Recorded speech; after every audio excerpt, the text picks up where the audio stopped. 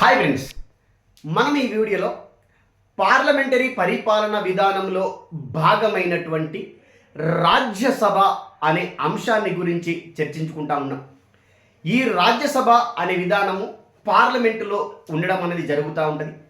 దీన్ని మనము ఎగువ సభ అని, పెద్దల సభ అని, శాశ్వతమైనటువంటి సభ అని, రాష్ట్రాల మండలి అని వివిధ రకాల పేర్లతో పిలవడం అనేది జరుగుతూ ఉంది. మరి ఈ పార్లమెంటులో ఎగువ సభగా పనిచేస్తూ ఉంది.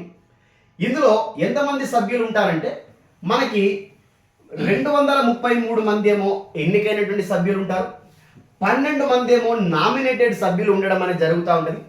రాజ్యాంగం ప్రకారం 250 మంది, ప్రస్తుతం ఉన్నటువంటి సభ్యుల సంఖ్య 245 మంది ఉండడం అనేది జరిగింది. ఈ రాజ్యసభకు నీకు ఎన్నిక కావాలంటే మినిమం కొన్ని క్వాలిఫికేషన్స్ ఉంటాయి.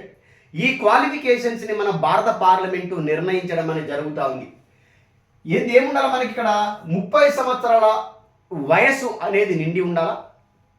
ఈ వయసు నిండిన తర్వాత ఎన్నికైనటువంటి సభ్యుల యొక్క పదవి కాలం మాత్రం ఏంది ఇక్కడ మనకి 6 సంవత్సరాలు.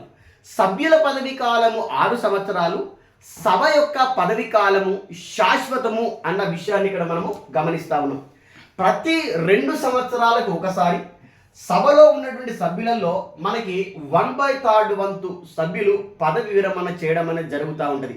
ఈ విధంగా స్టెప్ బై స్టెప్ వస్తూ ఉంటారు, పోతూ ఉంటారు. కాబట్టి దాన్ని శాశ్వతమైనటువంటి సభ అని అంటా ఉన్నాం. ఈ చట్టాలను తయారు చేయడంలో దానికి ప్రత్యేకమైనటువంటి అధికారాలు ఉంటాయి.